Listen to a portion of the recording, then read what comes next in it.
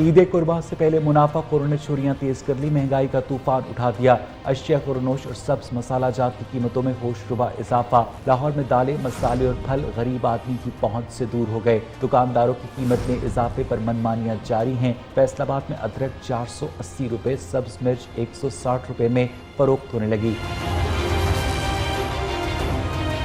सरगोदा में लहसुन, अदरक, टमाटर, प्याज, धनिया सब महंगा हो गया। हक्कर में आटे की किल्लत पैदा होने का खदशा है। गंदम की 100 किलो की बोरी 5300 रुपए की हो गई। इस्लामाबाद में नान बाई एसोसिएशन ने दावा किया है कि जिला इंतजामिया ने रोटी और नान की कीमत बढ़ाने का मुतालबा मान लिया है, जबकि DC इस्लामाबाद कहते हैं कि ऐसा कोई फैसला नहीं किया गया, खिलाफ वर्जी पर एक्शन होगा।